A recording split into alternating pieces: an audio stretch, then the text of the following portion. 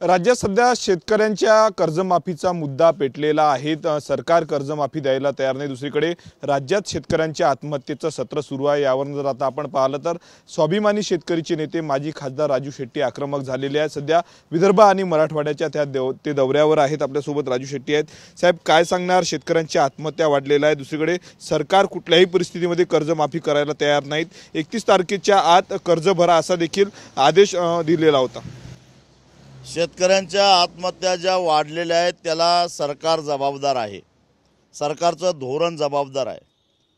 एका बाजूला कापूस, सोयाबीन, मक्याच्या बाबतीत सरकारचं धोरण, आयात निर्यातीचं धोरण, कांद्याच्या निर्यातीवर आणलेली निर्बंध यामुळं शेतकऱ्यांना उत्पादन खर्चापेक्षा कमी किमतीमध्ये आपला माल विकावा लागला आणि त्यामुळं तो कर्जाच्या खाईमध्ये लोटलेला आहे। अशा परिस्थितीमध्ये खरं तर शेतकऱ्याला दिलासा द्यायला पाहिजे होता। नैसर्गिक आपत्तीमुळे शेतकरी बेजार झालेला आहे आणि खरीप हंगाम संपून 3 महिने झाले तरी अजून शेतकऱ्याला विम्याचे पैसे मिळाले नाहीत।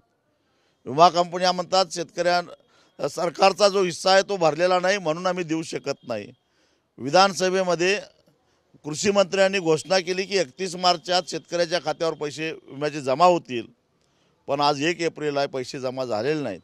येत्या 15 दिवसाच्या आत जर का शेतकऱ्याच्या खात्यावर पैसे जमा झाले नाही तर ज्या कॉर्पोरेट कंपन्यांना लुटण्यासाठी ही विमा योजना आणली त्या कॉर्पोरेट कंपन्यांच्या मुंबईच्या ऑफिसमध्ये घुसून आम्ही त्यांना जाब विचारल्याशिवाय सोडणार नाही, एवढं सरकारनं ध्यानात ठेवावं। म्हटलं की कर्जमाफी झाली नाही तर महायुतीच्या 3ही पक्षाच्या मंत्र्यांना फिरू देणार नाही इशारा दिला। कारण या महायुतीच्या आघाडीनं जाहीरनाम्यामध्ये या महाराष्ट्रातल्या शेतकऱ्यांना आश्वासन दिलेलं होतं की आम्ही पुन्हा सत्तेवर आलो तर शेतकऱ्याचा 7/12 कोरा करू। आणि 4 दिवसापूर्वी राज्याचे उपमुख्यमंत्री तथा अर्थमंत्री अजितदादा पवार कोल्हापूरला आलेले असताना म्हणतात की 31 मार्चच्या आत कर्जाचे पैसे भरा, अन्यथा तुमच्यावर कारवाई होईल। याचा अर्थ काय समजायचा?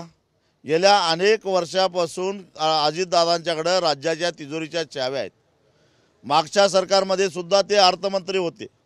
राज्याच्या एकूण आर्थिक स्थितीची खडानखडा त्यांना माहिती असताना आपण शेतकऱ्याला फसवतोय, विश्वासघात करतोय हे मनात उमजूनच त्यांनी अशा प्रकारे त्यांच्या महायुतीनं शेतकऱ्याला गंडवलं का?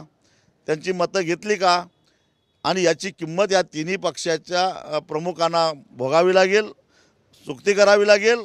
आणि म्हणून या 3ही पक्षाच्या मंत्र्यांना भागामध्ये आम्ही फिरून देणार नाही अशी आमची भूमिका आहे। शेवटला प्रश्न, बच्चू कडू चळवळीतले नेते आहे, शेतकऱ्यांसाठी आंदोलन करतात, तुम्ही देखील करतात। आज बच्चू कडूंची तुम्ही भेट घेतलेली आहे। आगामी काळामध्ये शेतकऱ्यांच्या प्रश्नावर राजू शेट्टी आणि बच्चू कडू एकत्रित रस्त्यावर उतरतील का? काय सांगणार? निश्चितच काही एक कार्यक्रम ठरवून आम्ही शेतकरी चळवळ अजून मजबूत करण्याचा विचार करतोय। त्या संदर्भात प्राथमिक चर्चा झालेली आहे, लवकरच त्याला एक मूर्त स्वरूप येईल। बच्चू कडू 11 तारखेला आंदोलन करणार आहेत आमदारांच्या घरासमोर मशाल पेटून। कसं पाहताय आंदोलनाकडे? तुमचं समर्थन असणार का? तुम्ही आंदोलन करता?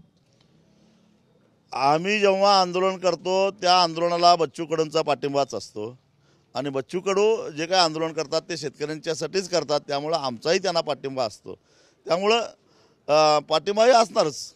नक्कीच। तर आगामी काळामध्ये शेतकऱ्यांसाठी बच्चू कडू आणि राजू शेट्टी एकत्र येणार असल्याची माहिती राजू शेट्टींनी दिलेली आहे। प्राथमिक चर्चा आज झाल्याची देखील माहिती त्यांनी दिली। कॅमेरामॅन निकेत दातोंडेसह मी स्वप्नील उमाप, TV9 मराठी, अमरावती।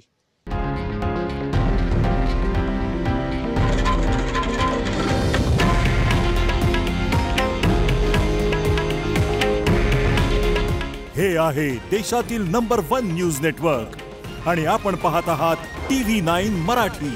काळजी तुमची, हित महाराष्ट्राचं।